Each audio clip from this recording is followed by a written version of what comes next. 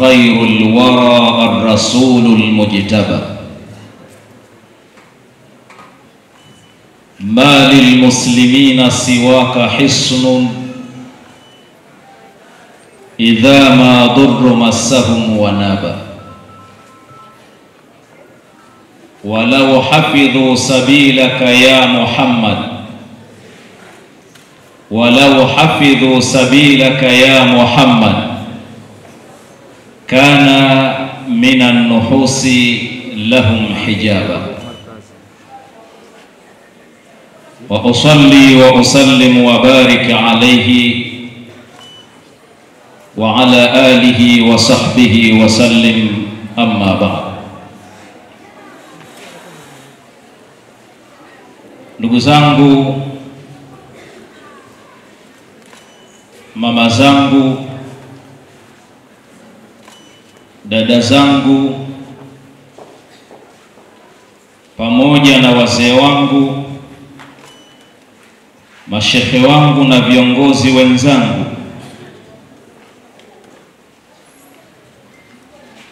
awali ya yote, baada ya kumshukuru Mwenyezi Mungu Subhanahu wa Ta'ala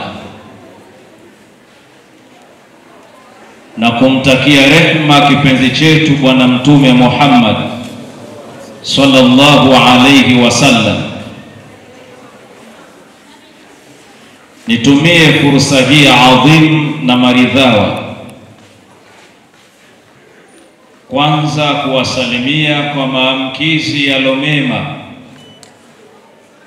aliyotufundisha Mwenyezi Mungu Subhanahu wa Ta'ala na Bwana Mtume Muhammad sallallahu alayhi wasallam, nayo ni assalamu alaikum wa rahmatullahi wa barakatuh. Assalamu alaikum wa rahmatullahi wa barakatuh. Ndugu zangu Waislamu, kabla sijaingia katika maudhui hii ambayo imetambulishwa mbele yenu ya falsafa ya funga ndani ya mwezi huu mtukufu wa Ramadhani, nitakuwa ni mchoyo wa fadhila kama sikutoa shukurani za dhati kwa uongozi wangu ambao wao imekuwa ni sababu ya mimi pamoja na mwenzangu kwa mara ya kwanza tangu kuzaliwa kuandika historia ya kukanyaga ardhi hii ya Burundi.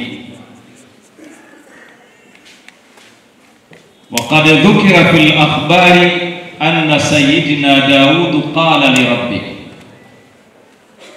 imezungumzwa katika moja ya hadithi za Bwana Mtume Muhammad sallallahu alayhi wasallam kwamba siku moja Sayyidina Daud alimwambia Mola wake, kaifa ashkuraka ya rabbi bi ni'mati allati tastahiqu laka shukr, nikushukuru vipi ewe Mola wangu kwa neema ambazo zinastahiki wewe kushukuriwa,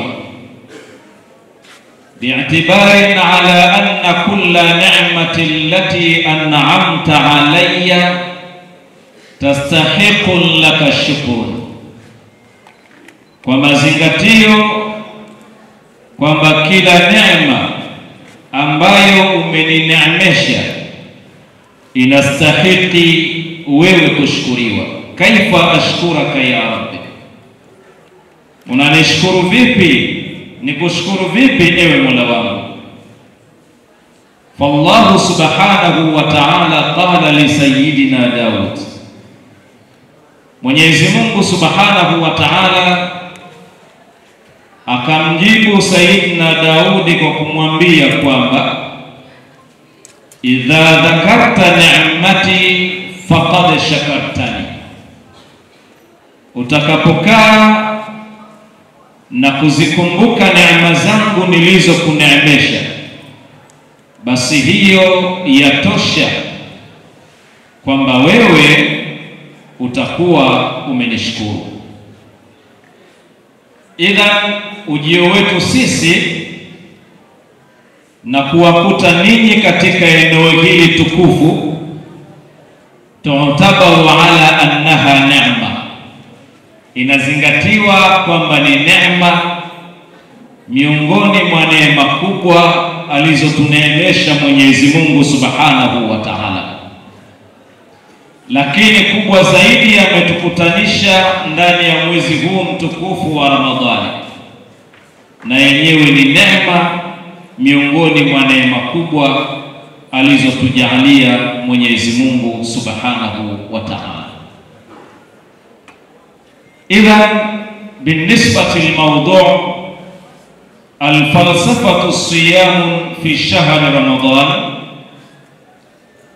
katika upande wa maudhui ambayo imetambulishwa kwenu kuzungumzia juu ya falsafa ya funga ndani ya mwezi huu mtukufu wa Ramadhani, fakaanna hadha almawdu' ni kana kwamba maudhui hii inakuja kutoa majibu ya maswali ya walio wengi ambao huwa wanajiuliza, limadha farada Allahu alaina as-siyam fi shahri Ramadhani, kwa nini Mwenyezi Mungu Subhanahu wa Ta'ala ametufaradhishia mwezi huu mtukufu wa Ramadhani? Lakini pia inaweza ikawa ni sehemu ya majibu ya wale ambao huwa wanajiuliza, limadha farada Allahu alaina ibadati as-salah, kwa nini Mwenyezi Mungu amefaradhisha kwetu sisi kwamba ni wajibu kutekeleza ibada ya sala tano? Hal kadhalika ibadati zakat, wa hal kadhalika ibadati al-hajj,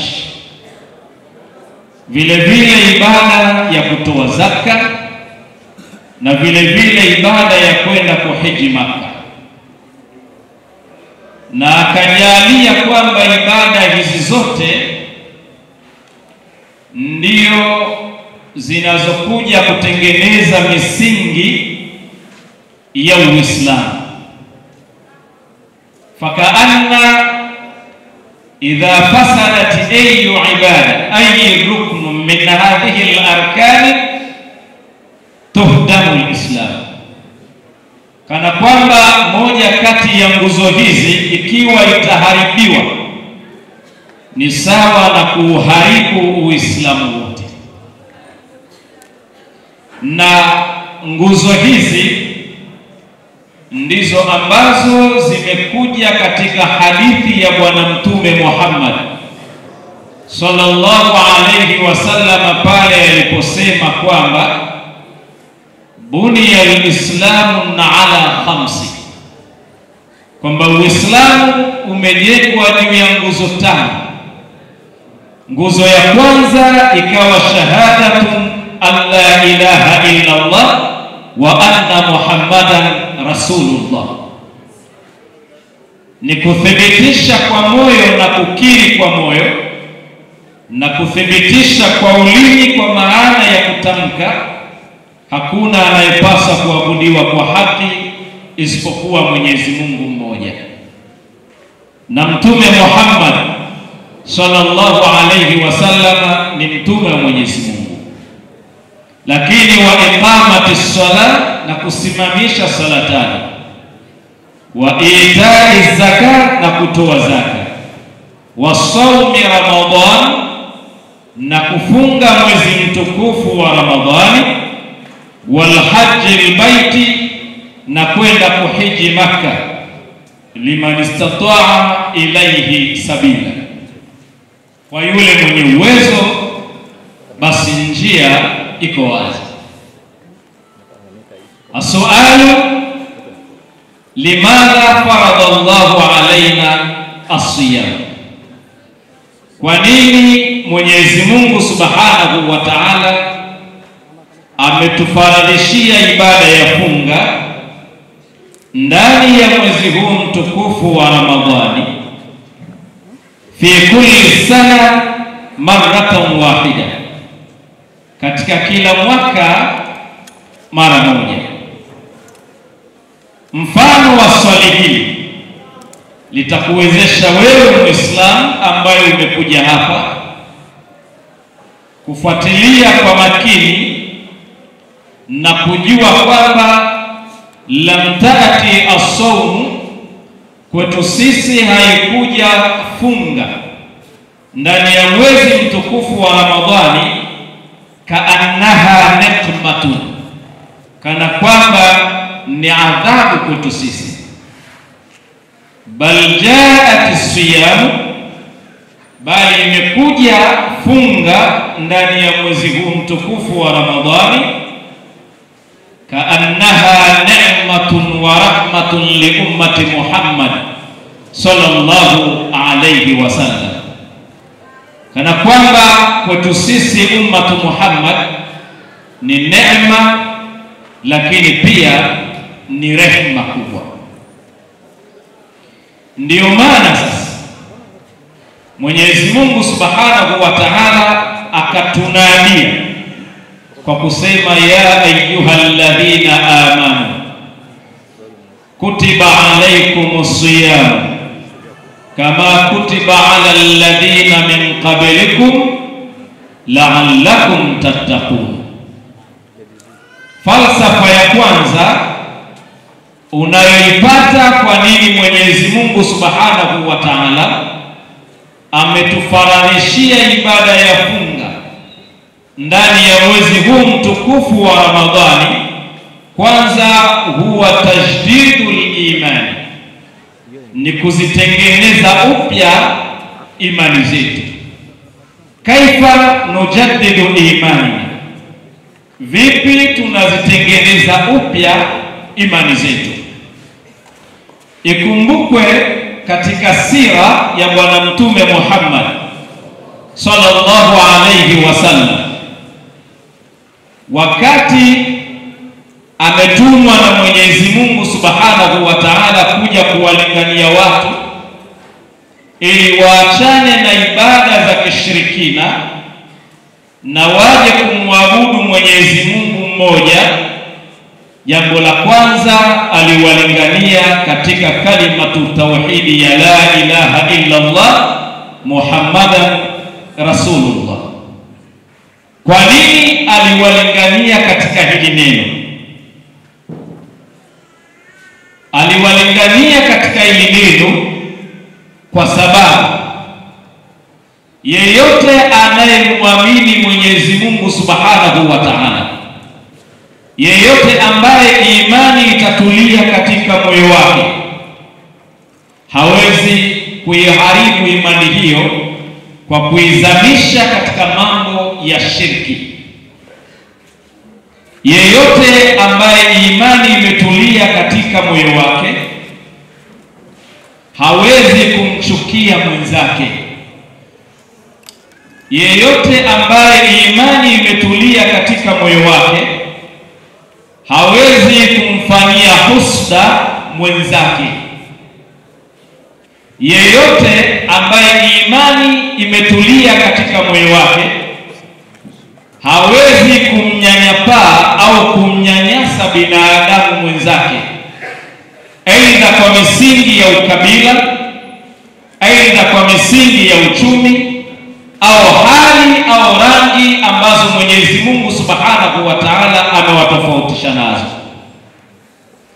Yeyote ambaye neno hili limetulia katika moyo wake hawezi kuwa ni sababu ya kufanya ufisadi wa mmomonyoko wa maadili au ufisadi wa wadhifa alionao, ikiwemo kula rushwa na mali za mayatima.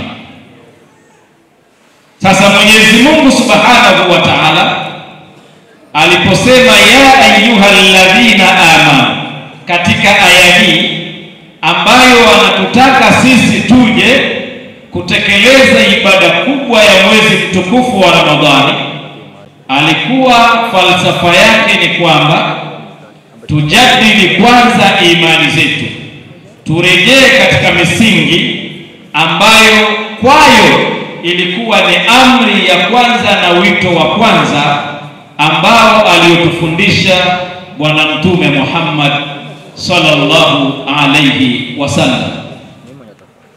Sasa ukirejea katika sira ya Bwana Mtume Muhammad, hijra ya kwanza aliyoifanya Bwana Mtume Muhammad sallallahu alayhi wasallam, baada ya vikwazo vingi walivyokumbana navyo maswahaba zake kutoka kwa makafiri, aliwaamrisha wahame kutoka katika ardhi ya Makka na kukimbilia katika bara la Afrika, katika nchi ya Ethiopia kama inavyojulikana sasa hivi.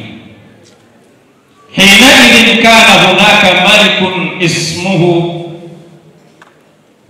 palikuwa kuna mfalme katika nchi hiyo ambaye anatambulika jina maarufu sana, limenitoka kidogo. Alipokimbilia kule, mfalme wa Habsh arada an yaarifa, alitaka kutambua kwamba ni sababu zipi ambazo zimewapelekea wao Waislamu kuhama kutoka katika mji wao wa Makka, mji waliozaliwa, na kukimbilia katika nchi ya Ethiopia, nchi ambayo mfalme wake sio Muislamu, Malik Najashi ambaye sio Muislamu. Ni sababu gani ambazo zilizowapelekea wao kukimbia kule na kuingia katika ardhi ya Habsha ndani ya bara la Afrika? Wakati huo Waislamu wakiwa na mutahaddithu rasmi, muongeaji rasmi ambaye anabeba sauti za Waislamu na ujumbe wa Bwana Mtume Muhammad sallallahu alayhi wasallam. Alikuwa anaitwa Jaafar ibn Abi Talib. Huyu Jaafar ibn Abi Talib ambaye ni kaka yake na sahaba mkubwa wa Bwana Mtume Muhammad sallallahu alayhi wasallam, anaitwa Ali ibn Abi Talib. Ikabidi atoke kwa maana ya kuitikia wito wa mfalme Najashi. Alipofika mbele ya mfalme Najashi, mfalme Najashi akamwambia, ma balukum hatta maradtum biladikum ila bilad, ninyi mmefanya nini? Mmepatwa na jambo gani mpaka mkatoka katika nchi yenu na mkakimbilia katika nchi yao? Sikiliza majibu haya ambayo aliyozungumza Jaafar ibn Abi Talib. Jaafar ibn Abi Talib akamjibu kama ifuatavyo, akamwambia, ayuha al-malik, ewe mfalme, nahnu kunna qauman ala shirki, sisi tulikuwa ni watu ambao nyoyo zetu zimejikita ndani ya ushirikina. Naabudu al-awthani, kazi yetu ilikuwa ni kuabudu masanamu, jambo ambalo sasa kwa kuacha kumwabudu Mwenyezi Mungu mmoja ilipelekea sisi kunna naqtulu ba'duna ba'd, tulikuwa tunauana wenyewe kwa wenyewe, kama ambavyo leo Muislamu yuradi kumuona kwamba Muislamu mwenzake anakufa, au yeye ikawa ni sababu ya kuona Muislamu mwenzake anafanyaje, anafariki. Kunna naqtulu ba'duna ba'd, tulikuwa tunauana wenyewe kwa wenyewe. Lakini wa kunna nusiul jiwar, baina yetu sisi na majirani zetu tuliokuwa tunaishi nao palikuwa hakuna maelewano, kwamba jirani huyu yuradhi kula na akashiba, ila hali jirani mwenzake ana njaa. Mtoto wa jirani anakufa na njaa na mtu ana uwezo wa kumsaidia lakini hawezi akamsaidia.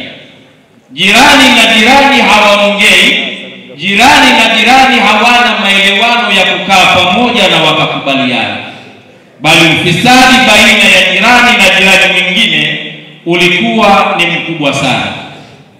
Lakini wa kunna naakulu almaita, tulikuwa tunakula mizoga, hatujui namna ya kuchinja.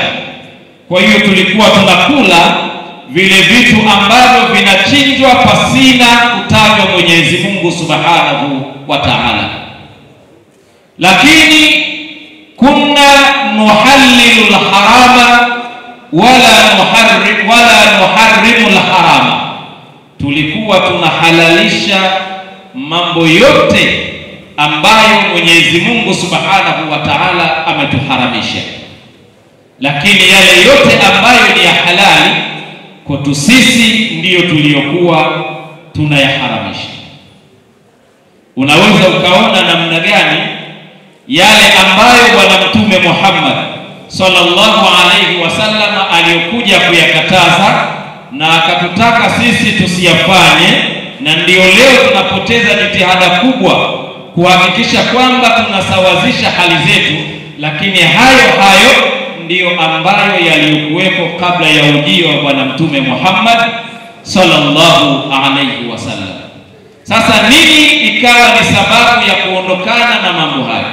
Malik Najashi anasema sababu kubwa iliyotufanya tuondokane na hayo ni ujio wa Bwana Mtume Muhammad sallallahu alayhi wasallam, ambaye alikuwa anatuamrisha kwanza kumwabudu Mwenyezi Mungu mmoja, anatuamrisha kuwafanyia wema majirani zetu, anatuamrisha kuwa wakweli, anatuamrisha kuunga udugu wetu katika misingi ya imani.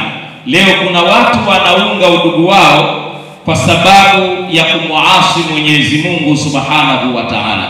Leo kuna watu wanapewa sapoti kubwa kwa sababu wanaanzisha mambo ambayo ya kazi yake ni kuja kuharibu vijana na mustakbali wa taifa ndani ya Uislamu na nje ya Uislamu.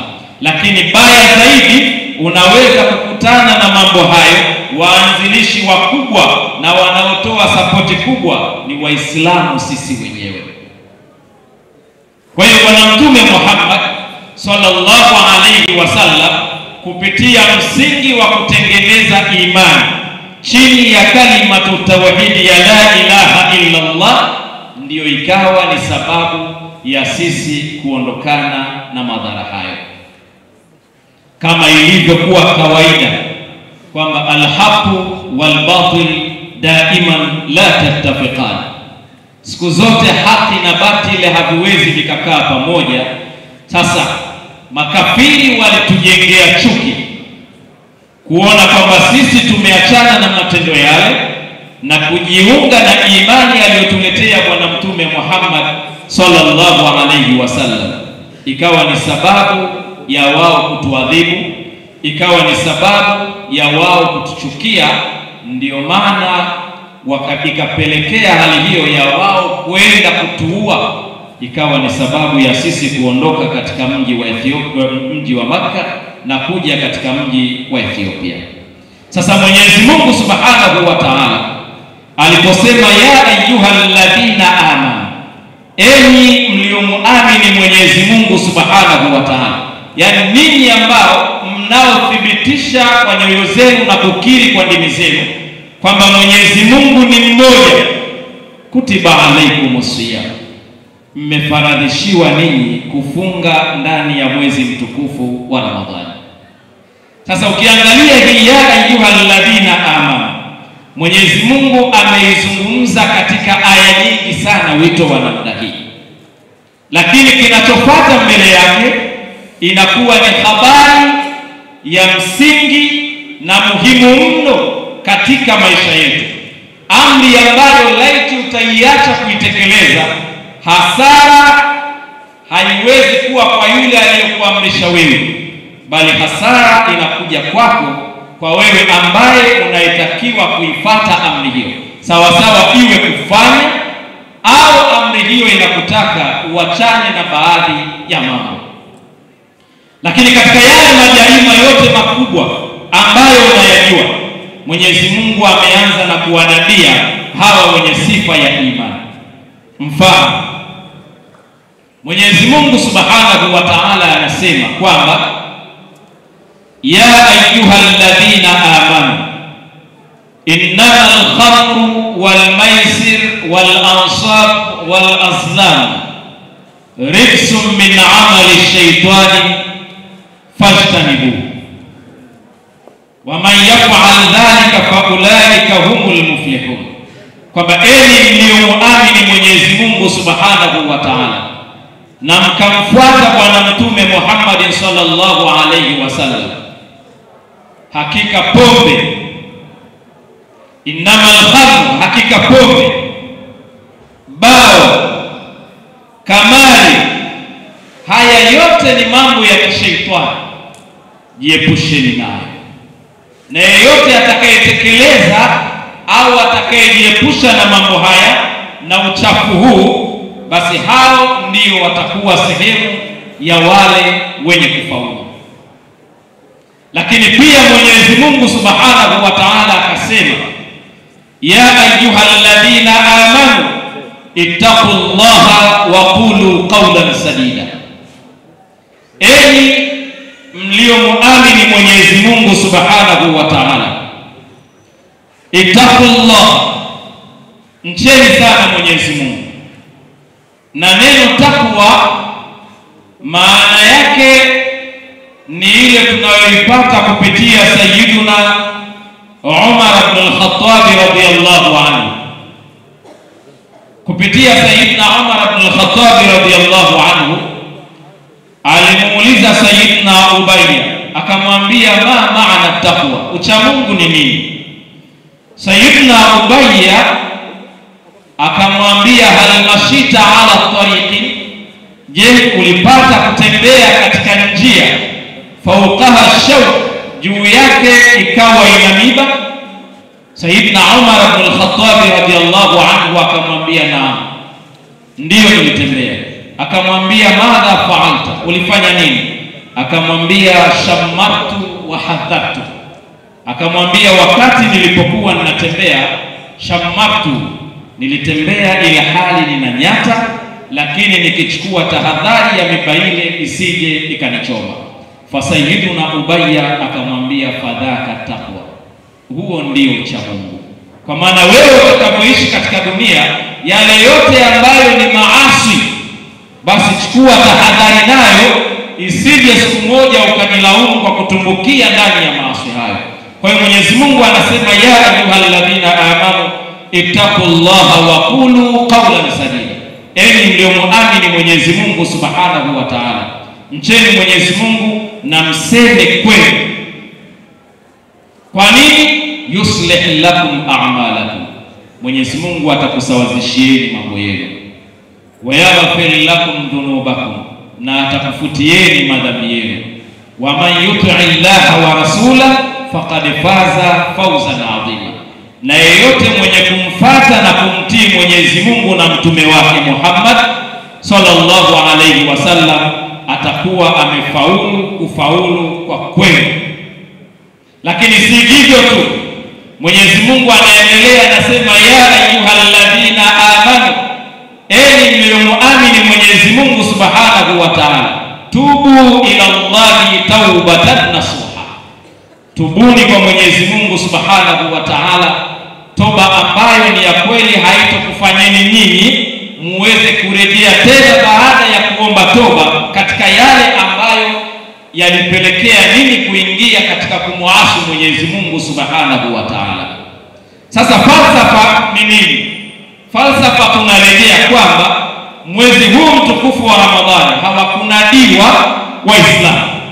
Hakusema kwamba ya ayyuhal muslimun, bali alisema ya ayyuhal ladina amanu.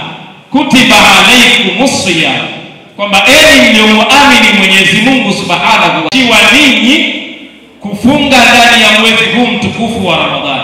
Maana yake ni kwamba lam taati saum, haikuja kwetu sisi sifunga isipokuwa ni kwa ajili ya tiba ya yale yote yatakayokufanya wewe uondoke katika yale mambo ambayo yanamuasi Mwenyezi Mungu Subhanahu wa Ta'ala, kwa kujadili imani yako na kuja katika yale mambo ambayo aliyokuamrisha Mwenyezi Mungu Subhanahu wa Ta'ala.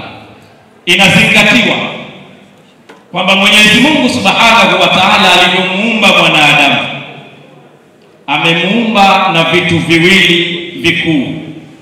Kitu cha kwanza ni madini ambacho kinashikika, na kitu cha pili ghairu madini ambacho hakishikiki. Sheikh, utanisame kidogo, sisi ni wageni, tukirimiwe au nasemaje Waislamu? Tuendelee au tuache? Mwenyezi Mungu amemuumba mwanadamu na vitu viwili. Kitu cha kwanza, Mwenyezi Mungu amemuumba mwanadamu kutokana na mchanga. In kuntum fi raibin min al-ba'thi fa inna khalaqnakum min turab. Mwenyezi Mungu anasema ikiwa ninyi mna mashaka kwamba hamtokuja kufufuliwa baada ya kufa kwenu, mtambue kwamba tumekuumbeni kutokana na mchanga ambao baada ya kumwagiwa maji uligeuka ukawa udongo na ukatengenezwa wewe mwanadamu. Lakini baada tu ya kuumbwa kutokana na mchanga, kitu cha pili ambacho alichokuumba nacho kimegawanyika sehemu tatu. Sehemu ya kwanza ni roho ambayo haionekani, lakini sehemu ya pili ni nafsi ambayo pia na yenyewe haionekani, na sehemu ya tatu ni akili ulionayo. Tunatambua tu kwamba unaweza ukamwambia mtoto wako huyu kichwa chake hakina akili, lakini wapi akili ipo? Ukiambiwa uionyeshe, hakuna anayeweza kukuonyesha. Mambo haya matatu tutabaru ala annahu sirrul hayati fi jismi al-insan, yanazingatiwa kwamba ndio siri ya uhai katika mwili wa mwanadamu, na ikiwa kama mojawapo litakosekana, inazingatiwa mtu huyu amefariki hata kama akiwa anatembea. Mwenyezi Mungu Subhanahu wa Ta'ala anasemaje katika roho?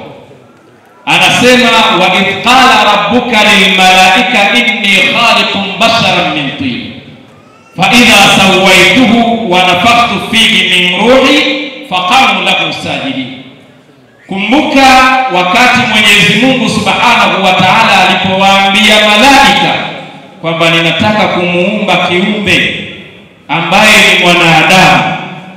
Sasa nitakapomaliza mimi kumuumba kiumbe huyo anayetokana na udongo, nyie wote inatakiwa mumsujudie kwa maana ya kumpa heshima, baada tu ya kuwa nimempulizia roho kutoka kwangu. Kwa hiyo sehemu ya kwanza ikawa ni nini? Ni roho. Ndio maana ikaja katika Qur'ani pia, wa yasalunaka 'anil ruhi qul ruhu min amri rabbi wama utitum min al-ilmi illa qalila. Wanakuuliza wewe Bwana Mtume Muhammad sallallahu alayhi wasallam kunako roho, basi waambie kwamba roho ni katika amri za Mola wangu, na ninyi hamkupewa elimu ya kujua uhakika wake na namna ilivyo na wapi inapokaa, isipokuwa kidogo sana, kwa uchache mno. Kwa hiyo kitu cha kwanza ni roho, na kitu cha pili ni nafsi, kwa maana ya ule utekelezaji wa maamuzi yako baada ya kuwa Mwenyezi Mungu Subhanahu wa Ta'ala amekupa akili ambayo inayoweza kupambanua baina ya haki pamoja na batili.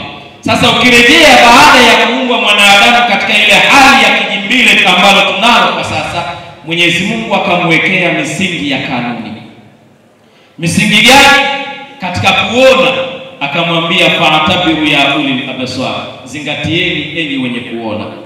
Ndani ya mwaka mzima umeona mambo mangapi ya haramu na umeona mambo mangapi ya halali? Tunafahamiana vizuri. Jambo la pili akazungumzia katika kunusa kupitia kisa cha Sayyidina Yaqub alayhi salatu wasalam, wakati amekaa na wanaye na nduguze, watoto wake wanakuja na kanzu ya Yusuf kutoka katika ardhi ya Masri wakielekea Kanaani, akawaambia nduguze, inni la ajidu riha Yusuf laula an tufannidun, hakika ninasikia harufu ya Sayyidina Yusuf, laiti kama ninyi hamtanipuuza. Kwa hiyo sifa ya pua ni kunusa vile ambavyo vilivyokuwa vizuri, ndio msingi wa kanuni.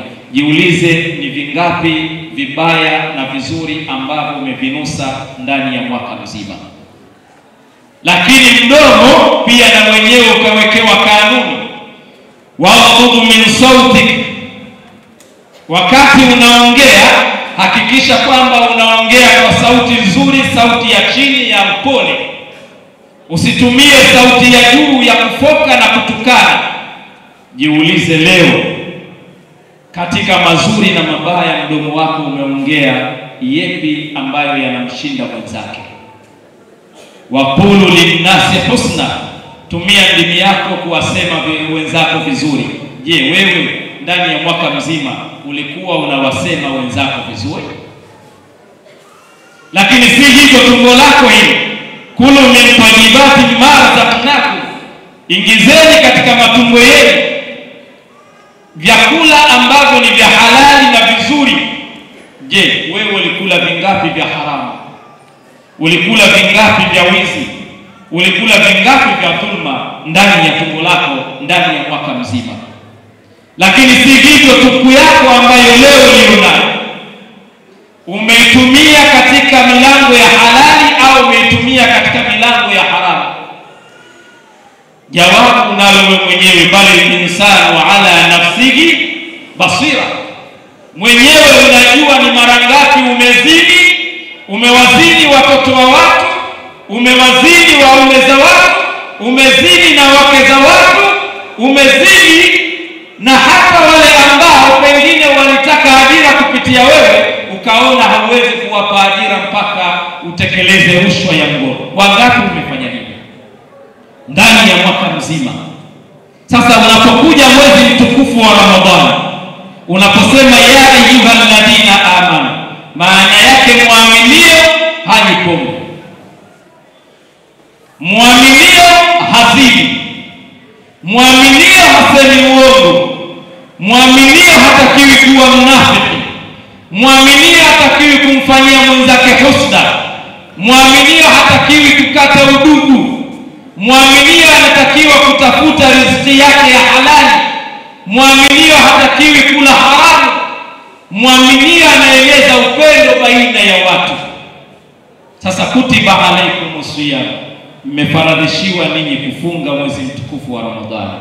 Falsafa yake ni kuhakikisha kwamba mnarejea katika misingi ya kanuni ambayo aliyoiweka Mwenyezi Mungu Subhanahu wa Ta'ala, na kututaka sisi tuishi katika utaratibu huo baada ya kutengana nao kwa muda wa mwaka mzima.